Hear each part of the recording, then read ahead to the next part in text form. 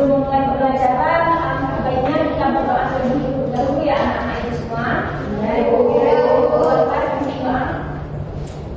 Teman-teman semuanya berdoa duluan.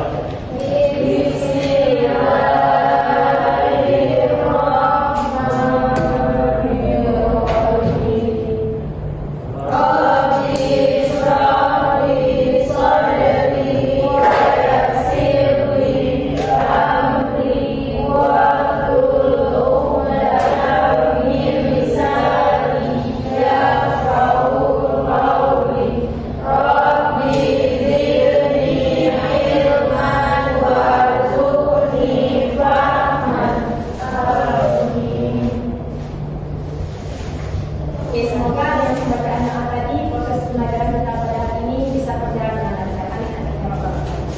Amin. Nah, oke, apa kabar anak-anak ini semuanya? Sehat semua? Sehat. Hadir semua? Tidak. Siapa ada yang tak hadir? Ada kabar? Tidak ada kabar. Apa besar?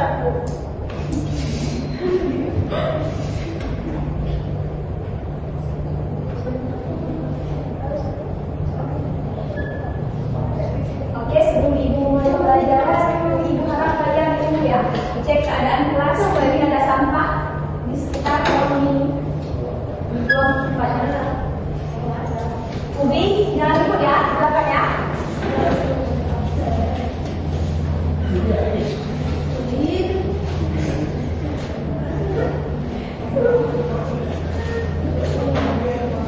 Nah, sekarang kalian sudah siap belajar kan? Siap. Oke, Silva. Coba kamu ulang materi kita pada minggu lalu, judulnya saja. Tentang penelitian sejarah. Ya, betul. Tangan untuk Silva. Nah, jadi pada pertemuan kali ini kita akan membahas tentang historiografi Indonesia. Nah, dari kalian dulu nih, ada yang tahu Pak? Apa sih itu historiografi itu? Ya, satu-satu ya. Mama, silakan. Historiografi itu adalah studi tentang penulisan sejarah dan analisis kritis terhadap karya-karya sejarah. Ya, betul. Tangan dulu untuk Rahma. Ayah, silakan. Penulisan sejarah. Ya, betul. Tangan dulu untuk Ayah.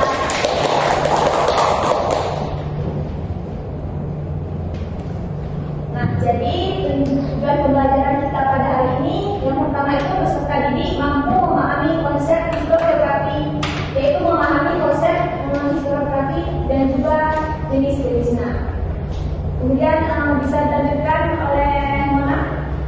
Yang kedua, peserta didik mampu menganalisis perkembangan historiografi, yaitu menganalisis perkembangan historiografi di Indonesia dari tradisional hingga modern. Yang ketiga, peserta didik mampu mengembangkan keterampilan analisis sejarah, dengan memahami konteks penulisan sejarah dan menganalisis fenomena sejarah. Terima kasih ya, Ma. Nah, adapun model pembelajaran yang dipilih pada pembelajaran kita adalah problem based learning, di mana nanti kalian akan ibu bagikan menjadi 3 kelompok ya. Oke, baik. Historiografi Indonesia itu merupakan cabang penting dalam ilmu sejarah yang berfokus pada cara penulisan, penyusunan, dan juga penafsiran sejarah. Kemudian, dengan belajar historiografi ini, kita juga bisa mengetahui bagaimana sih perkembangan sejarah itu ditulis dari zaman ke zaman, mulai dari masa tradisional hingga modern.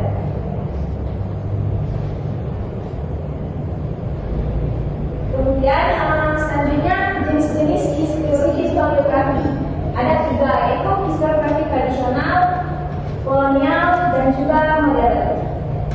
Dan yang terakhir ada ciri-ciri historiografi.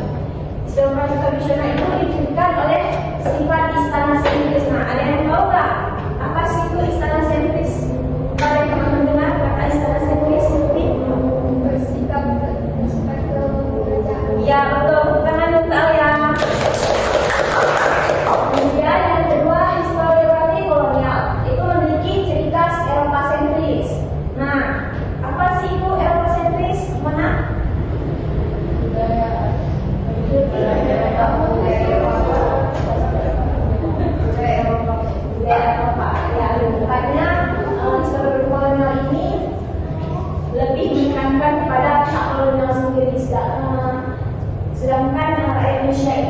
singkat.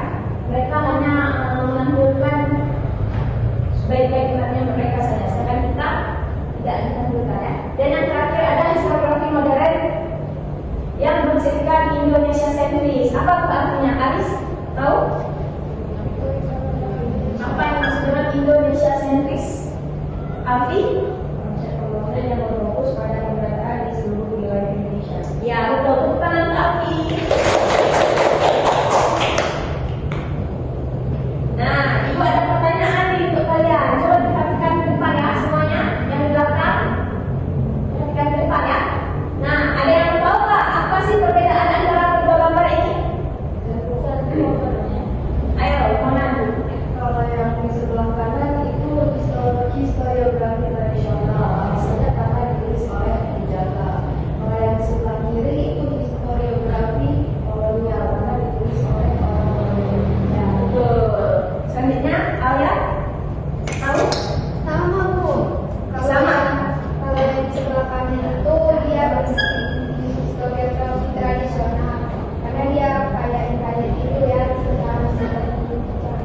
yang sebelahnya lagi historiografi kolonial, yang mana disitu kan di story of Java pasti ambil sudut pandang kolonialisme. Ya, betul. Tepuk tangan saya juga.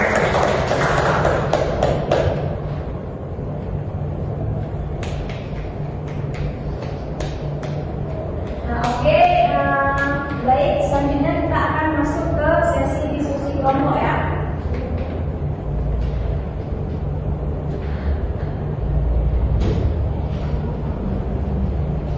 Nah, jadi ibu akan membagikan anggota kelompok terlebih dahulu.